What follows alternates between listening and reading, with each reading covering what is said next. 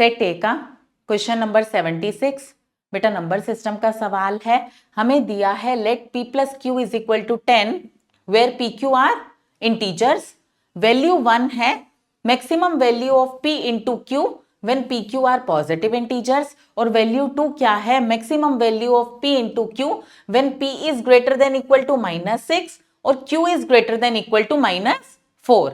Which one of the following is correct. यानी कि मुझे वैल्यू 1 और वैल्यू 2 निकालनी है और फिर उनको कंपेयर करना है। बेटा भले ही सेम ऐसा सवाल सी सेट में पहले नहीं पूछा गया, लेकिन जो कॉन्सेप्ट यहां पर लगेगा वो रिपीट हुआ है। ध्यान से समझेंगे। बेटा हमें दिया है कि p प्लस क्यू बराबर है 10 के। ठीक, तो वैल्यू 1 क्या होगी, यानी कि maximum value of p multiply by q when p q are positive integers.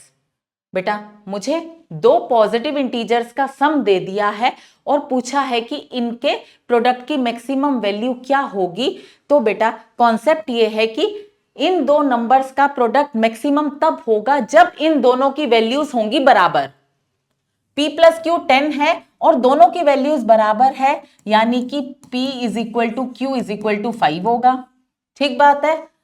तो बेटा p और q के प्रोडक्ट की मैक्सिमम वैल्यू क्या होगी, p into Q is equal to 5 into 5 यानी कि 25। इस बात को हमें ध्यान रखना है कि अगर दो नंबर्स हमें दिए हैं और उनका सम दिया है और पूछ लिया कि इन दो नंबर्स के प्रोडक्ट की मैक्सिमम वैल्यू क्या है, तो वो मैक्सिमम वैल्यू हमें तब मिलेगी जब हम उन दोनों नंबर्स की वैल्यूज को बराबर लेंगे। बेटा p प्लस क्यू अगर 10 है तो पी क्यू की क्या क्या वैल्यूज पॉसिबल हैं।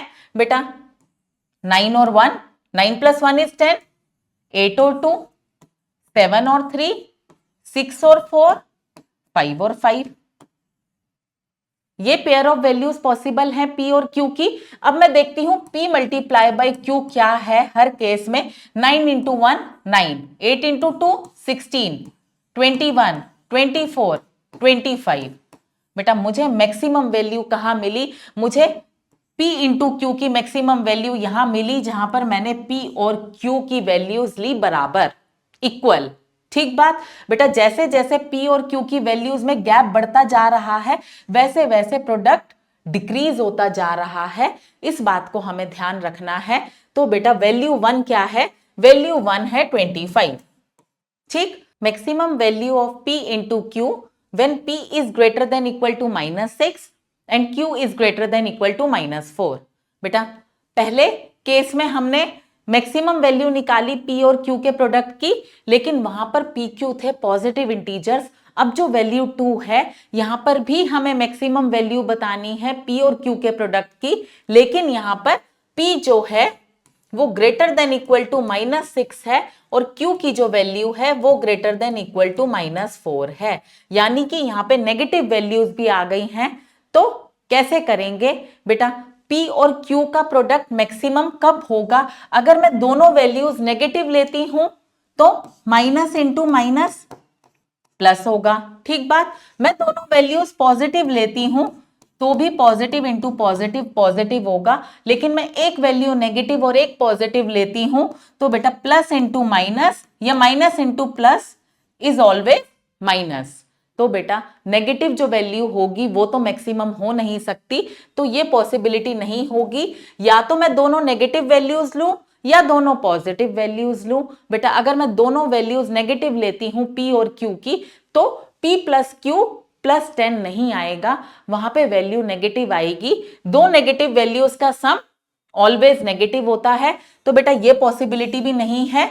कुल मिलाकर एक यही पॉसिबिलिटी है कि हम दोनों वैल्यूज पॉजिटिव लें। ठीक बात। तो बेटा p और q की कौन सी पॉजिटिव वैल्यूज लें जहां पर p इंटू क्यू की मुझे मैक्सिमम वैल्यू मिले। तो बेटा सेम ही केस है जो हमने फर्स्ट वैल्यू निकाली है, p और q की वैल्यूज हम बराबर लेंगे तो वो होंगी 5।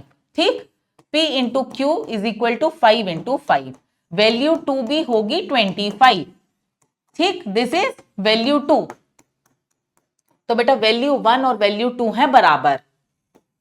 यहां पे आपको सिर्फ कंफ्यूज किया गया है ये देकर कि P की value greater than equal to -6 है, क्योंकि ग्रेटर देन इक्वल टू -4 है।